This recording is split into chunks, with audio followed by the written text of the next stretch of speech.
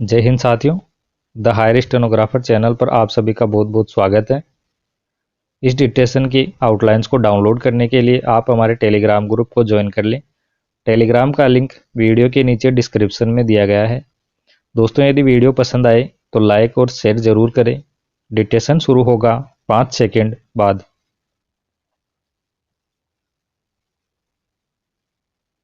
Yes, शुरू। अपीलार्थी द्वारा उठाए गए आक्षेपों के परिप्रेक्ष्य में बिंदुवार विवादकों का जो निर्धारण विचारण न्यायालय द्वारा किया गया है, उसमें विवादक संख्या 3 जो है वह औचित्यहीन है, चूंकि दोनों पक्षकारों के द्वारा अपने पेश किए गए दावे और जवाब दावे में इस तथ्य को स्वीकार किया गया है कि वादग्रस्त भूमि प्रतिवादी की खातेदारी की भूमि है विराम। अतः इस परिप्रेक्ष्य में विचारण न्यायालय द्वारा स्वीकृत तथ्यों के आधार पर जो तनकी विरचित की गई है वह औचित्यहीन है विराम पेरा।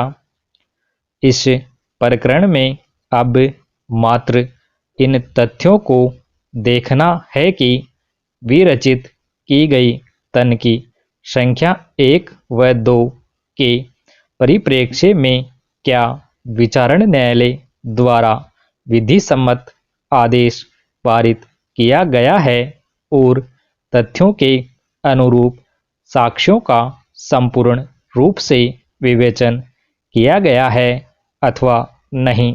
पैराग्राफ। इस परिप्रेक्ष्य में विवादक संख्या 1 व 2 जिनको साबित करने का भार वादी पर था, जिसमें वादी के वादपत्र के पैरा संख्या 1 में वर्णित पुश्तैनी बाड़े का प्रतिकूल कब्जे के आधार पर स्वयं को स्वामी घोषित करने का हकदार है अथवा नहीं, तो इस परिप्रेक्ष्य में विधि का यह सुस्थापित सिद्धांत है कि प्रतिकूल कब्जे के आधार पर जो भूमि राज्य सरकार के खाते में है उस पर विधिक आधिपत्य के संबंध में कोई भी वाद का डिक्री किया जाना उचित नहीं होगा विराम। ऐसी परिस्थिति में विचारण न्यायालय द्वारा इस न्यायिक नजीर के परिप्रेक्ष्य में यह विवेचना करते हुए कि यह स्वीकृत तथ्य है कि सोहनलाल का कब्जा अवश्य है, परंतु वादी के पक्ष में इस कदर की डिक्री पारित नहीं की जा सकती कि वह प्रतिकूल कब्जे के आधार पर स्वामी हो सकता है विराम। चूंकि वादी द्वारा विचारण न्यायालय के समक्ष जो वाद प्रस्तुत किया गया है उसमें अपने प्रथम अनुतोष के संबंध में वादी के द्वारा स्वयं को स्वामी घोषित किया जाकर प्रतिवादी को डिक्री जारी किए जाने के लिए आदेशित करने का जो अनुतोष चाहा गया है उसके परिप्रेक्ष्य में एडवर्स पोजीशन का जो सिद्धांत है, जिसमें घोषित कब्जे को साबित करना होता है एवं राज्य सरकार की संपत्ति के विरुद्ध घोषित कब्जे में परिसीमा अवधि का भी निश्चयात्मक सिद्धांत के साथ में किया जाना आवश्यक है, जो कि वादी के इस वाद में विचारण न्यायालय के समक्ष साबित भी नहीं किया गया है और न्यायिक दृष्टांत के परिप्रेक्ष्य में इस प्रकार का कोई स्वामित्व घोषणा का वाद डिक्री भी नहीं किया जा सकता है। विराम पेरा। अतः बिंदु संख्या 1 विचारण न्यायालय द्वारा न्यायिक सिद्धांतों के अनुसार और विधि सम्मत किया गया है, जिसमें हस्तक्षेप किए जाने का कोई औचित्य नहीं है। विराम पेरा।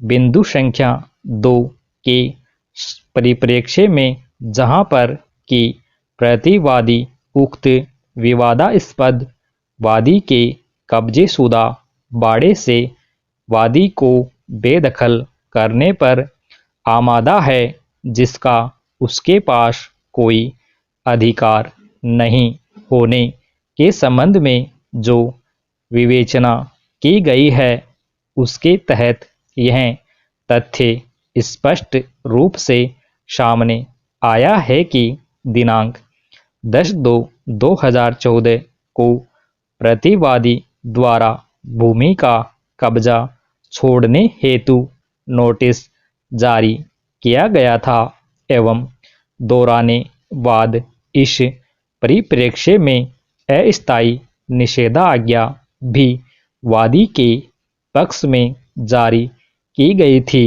एवं मात्र नोटिस जारी कर देने से बेदखल करना साबित नहीं हो सकता। विराम। राज्य सरकार अपनी विधिक प्रक्रिया अपनाकर यदि किसी लोकहित कार्यवश कब्जाधारी को बेदखल करती है तो इस संबंध में वह विधिक प्रक्रिया अपनाए बिना यह कार्य नहीं कर सकती, चूँकि दौराने बहस यह स्पष्ट स्वीकार करने योग्य तथ्य रहा है कि आज भी वादी उस पर काबिज हैं और बेदखली की प्रक्रिया के तहत नोटिस जारी किया गया है। विराम। स्टॉप।